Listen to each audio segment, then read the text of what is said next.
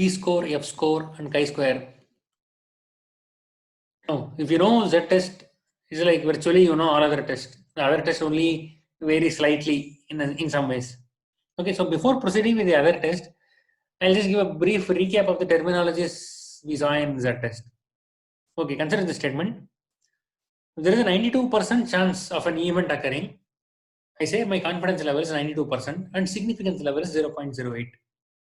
In statistical terminology, it can be said, my test is statistically significant at 92% confidence level. Meaning if you set your benchmark as 95%, your confidence level falls below it. But generally benchmark is set in terms of the p-value. And this benchmark is often 0.05. The equivalent of 95% confidence interval. So in the case I have just mentioned, my p-value is 0.08, which is exceeding the benchmark of 0.05. Hence, it is not statistically significant at 95% confidence interval. So my test is statistically significant at 92% confidence interval, but not statistically significant at 95% confidence interval. So what do I mean when I say I am 95% confident? I'll just go back to the previous example we discussed in the Z-test video. The Z-score is greater than 1.64. The result is statistically significant, meaning new employees get a higher salary than the existing ones. When I say 95% confidence, it means when 100 new employees come in, at least 95 of the employees will have a higher salary than the existing employees. So this is what I mean by confidence. Okay. So this benchmark level of the p-value is what is called a significance level generally, which is denoted by alpha. So whenever I do a test, what I do is I compare my p-value against this alpha. If p-value is less than alpha, I reject the possibility that the event being measured is happening due to chance. So in the previous example, the salary example, if my p-value comes out to be 0.03, which is less than 0.05, what I'll conclude is I reject the possibility that the event being measured is happening due to chance. So I conclude it is not happening due to chance. I can genuinely conclude new employees are getting a higher salary than the existing ones. If in case my p-value was 0.07, which is greater than 0.05, I will say it is just a random chance that the sample of one new employee you saw having higher value than the existing employee was just due to a random chance. Okay, this is how you carry on. You do for all tests. You calculate the p-value. You compare it against the significance level or alpha. If the value of p-value is less than alpha, you conclude that the event being measured is not happening due to chance. The concept is same for all tests we are going to see in this video. Now we'll move on to the t-test.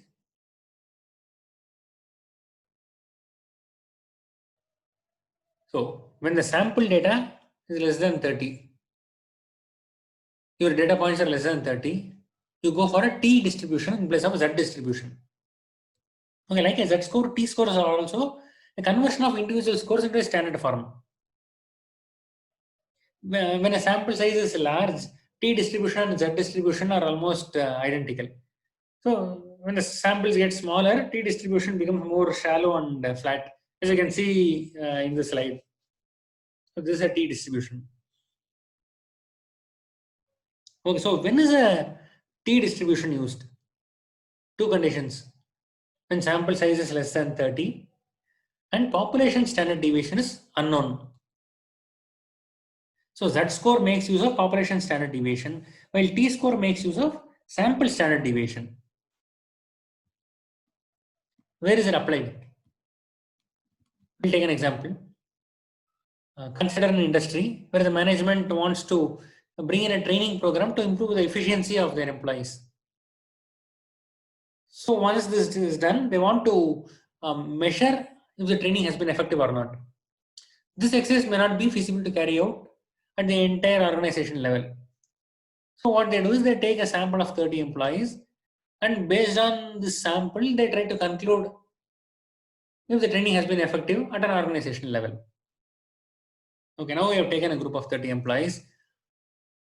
So initially their performance is measured and scored using whatever criteria. We'll say the overall average performance comes out to be 7 out of 10.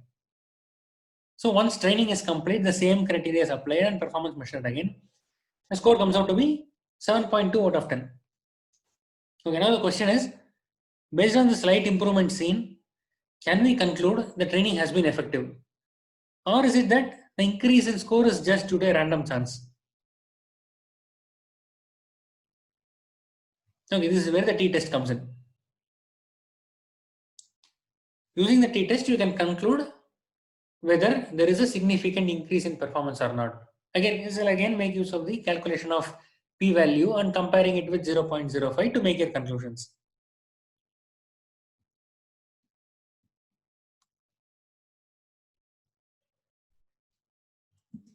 So it is used in two cases predominantly, t-distribution, t-scores.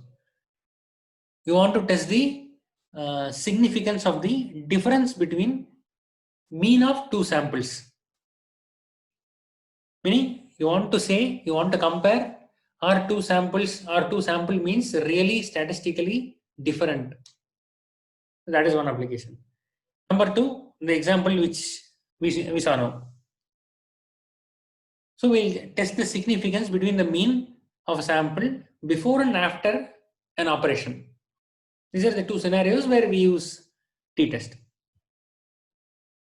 Okay, I'll not be going into any problems on t-distribution. That's not the intent of this tutorial.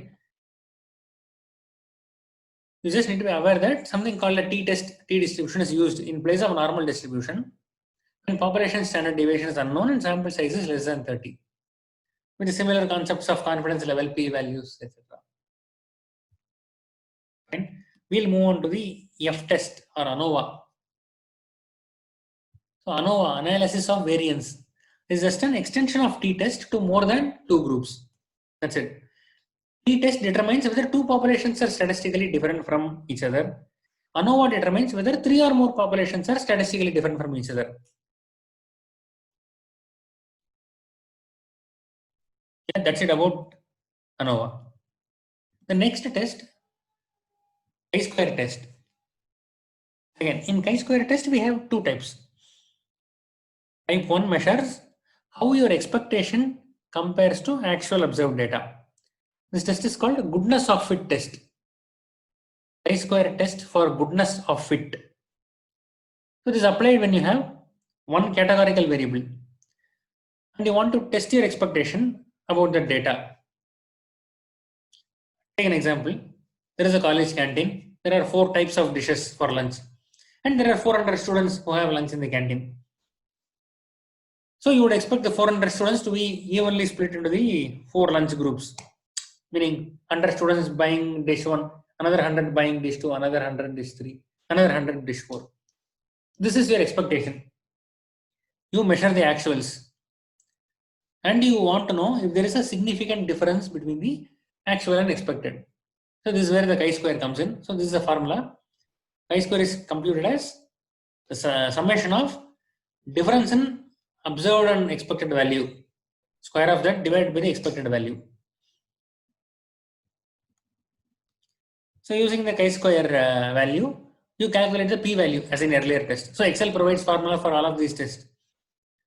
So when p is less than 0.05, we conclude there is a significant difference between actual and expected values. Remember this p less than 0.05. This is a golden standard for all tests in statistics. Okay, the second type of chi-square test is a test of independence.